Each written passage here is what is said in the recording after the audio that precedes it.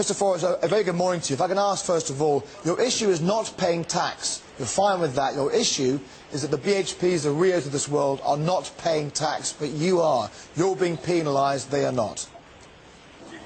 Yeah, look, and top of the morning to you too.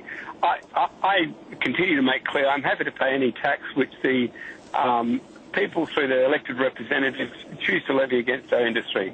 I have no problem with that. I'm an Australian first and CEO second.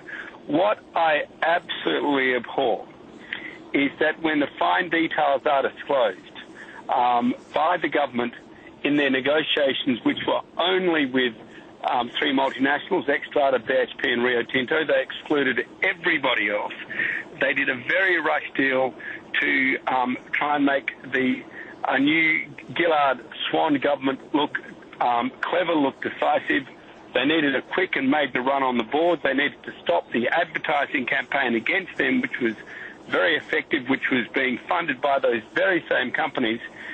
So now that the details are disclosed, the new mining resources rent tax actually gives a huge protection from ever paying it or minimising their tax payments dramatically to specifically those three companies. And I think that would be a joke if it wasn't such a dangerous precedent in Australia, and I do not think it should be allowed. Can I ask you, have you got the backing of your peers in the industry, and also, will you go to the High Court, and who's paying for it? I think if what I discovered yesterday is that only the two people who knew all about this tax chose to try and defend it. They were, of course, party to the negotiations, and everyone else I've spoken to, once they've had explained to them that there's a massive tax deduction afforded to those companies with huge balance sheets, not available to those which haven't, then, of course, you've created an unfair tax, and that's been met with absolutely aghast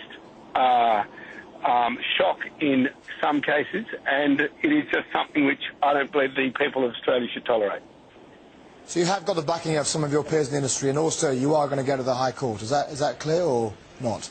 Look, everyone we speak to in the mining industry and in political leadership who were not aware of this fine print have immediately thrown their backing behind it. They can see it's plainly unfair.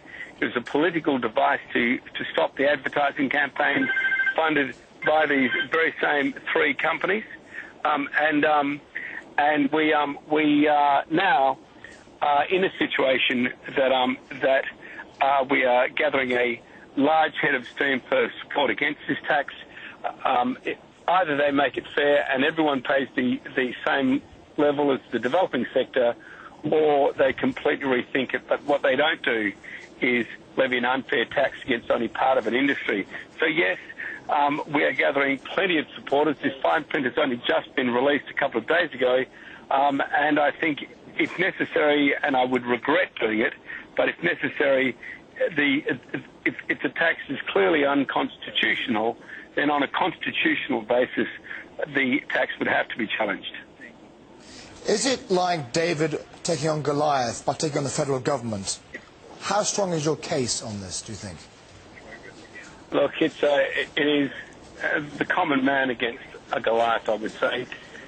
Everyone who we speak to who learns that the fine print protects the three people in the room when the secret deal was done are shocked by it. I think it is extraordinary that certain political leaders who throw out an elected Prime Minister on the basis that they stopped advertising against the government and then immediately gave them protection against the so-called solution, which is the MRRT, for everyone else to pay apart from them. I think that device was always going to be discovered, and it's now being discovered. Andrew Forrest, thanks for taking the time this morning, the CEO of Fortescue there.